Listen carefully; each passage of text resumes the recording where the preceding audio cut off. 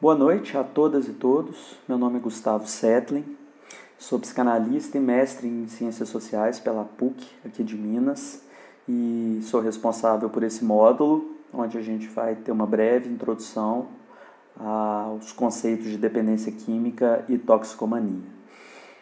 Nesse novo formato que a pandemia nos trouxe de trabalho virtual, esses vídeos têm a intenção de ser bem concisos para que a gente possa fomentar a nossa discussão. Então eu espero na pergunta de vocês tudo aquilo que não conseguir ser contemplado nesse pouco tempo que nós temos para falar desse assunto. Primeira coisa então que eu queria dizer é que a dependência química é o termo utilizado pela Organização Mundial de Saúde para designar uma doença de origem cerebral, segundo eles, em que marca como o uso, um certo padrão de uso causa consequências de reorganização e consequências de problemas no âmbito do funcionamento normal do sistema nervoso central, do cérebro, né? Como é que isso é normalmente medido? Ele é medido por dois fenômenos que são também mensuráveis quimicamente, biologicamente, no corpo, que são o da tolerância e o da abstinência. Como que eles são entendidos? A tolerância é quando nós precisamos de doses cada vez maiores para obter o mesmo efeito de uma droga. Então, a gente posso usar dois exemplos breves de quem toma café, por exemplo. Se precisava antes tomar meia xicrinha ou uma xicrinha de café para ter um efeito de ficar muito acordado, vai precisar ao longo do tempo de 3, 4, 5, uma garrafa, às vezes, de café para a gente dar conta do batidão, né, cotidiano. No álcool, por exemplo, a pessoa que toma uma latinha primeira tem muitos efeitos de estar alcoolizada, mas se ela continua nessa prática cotidianamente ou com frequência, ela vai precisar de mais doses para obter o mesmo efeito no corpo, né? Isso é o fenômeno da tolerância. Na medida que o fenômeno da tolerância prossegue, vai chegando um certo momento em que precisam de muitas e muitas doses para obter o mesmo efeito. E na medida que isso acontece, vai acontecendo simultaneamente um processo de habituação do corpo àquela substância. Quando a substância sai do corpo, ou o sujeito para de ingeri-la, ele passa a sentir uma série de sintomas que são caracterizados como abstinência. Ou seja, a abstinência é quase consequência da tolerância. Na medida que você precisa de mais e mais e mais da mesma droga, quando você tira ela, você sente os efeitos da ausência da substância.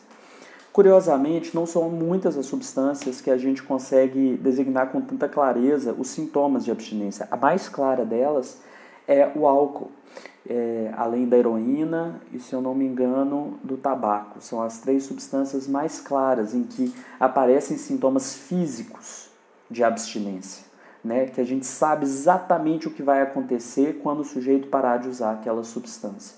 As outras substâncias, elas não têm tanta clareza, não têm tanta evidência de mesmos sintomas acontecerem quando a pessoa para de usar, como é o caso, por exemplo, da cocaína, né, que tem muito mais um efeito que a gente chama de uma abstinência psicológica. O conceito de dependência química atribui qualquer sintoma de falta da droga ao corpo, ao cérebro. E é nisso que a gente, da psicanálise, da atenção psicossocial, tenta um pouco quebrar, não desconhecendo o que é a dependência química como efeito de uma habituação do corpo, mas introduzindo aí outros elementos que são bastante importantes, que é, por exemplo, o efeito individual que a droga tem em cada pessoa, e também os efeitos sociais que podem advir desse consumo, né? Então, para nós, duas questões são importantes. Socialmente, quando você designa alguém de dependente químico, isso tem efeitos de estigma e faz com que a pessoa, às vezes, retroalimente um sistema em que quanto mais ela é chamada de dependente química, menos ela se acha autônoma naquilo que é o próprio tratamento dela. Ela já se considera escrava da substância, né? Um efeito social disso é que muitas das vezes os nossos pacientes se submetem a qualquer forma de tratamento em nome dessa dependência, né? E parte grande do nosso tratamento é restituir a capacidade do sujeito de observar sua relação com a droga e pensar criticamente em relação a ela.